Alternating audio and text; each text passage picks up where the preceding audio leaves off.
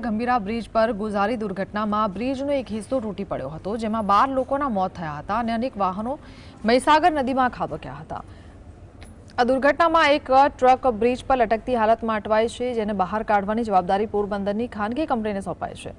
24 દિવસથી ટ્રક યથાવત હોવાથી એમએસ યુનિવર્સિટીના મેકેનિકલ ડિપાર્ટમેન્ટના assistant professor doctor Nikul Patel hot air balloon पद्धति द्वारा रेस्क्यूनो प्रस्ताव मूक्यो छे। डॉक्टर निकुल पटेले डायग्राम साथे मीडियाने जणाव्युं छे के ट्रकनुं वजन 1000 किलोथी वधु छे। एक हॉट एयर बलून 800 किलो वजन उपाड़ी शके छे, जेथी 2 बलून मळी 1600 किलो उपाडवानी क्षमता धरावे छे। आ बलूनने महीसागर नदीमां प्रोपेलेंट द्वारा उभा करी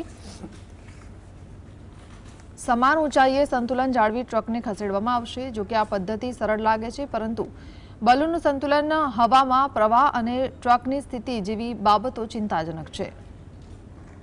ત્યારે તમે બાયોએન્ટ ફોર્સ જે છે એને વેટ જોડે કમ્પેર કરો તો બાયોએન્ટ ફોર્સ વેટ કરતા વધારે હોવું જોઈએ, એટલે ટ્રકના વેટ કરતા।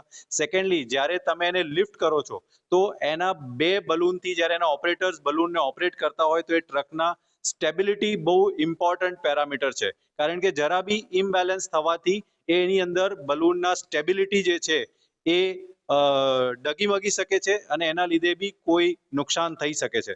તો મારી દ્રષ્ટિએ જો સંપૂર્ણ તકેદારીમાં, સમન્વયમાં અને એના વજન કરતાં વધારે કેપેસિટીવાળા બલૂન લિફ્ટનો ઉપયોગ કરવામાં આવે તો આ ટ્રકને ખૂબ જ સરળતાથી આપણે નદીના પટમાં પાછા લાવી શકીશું।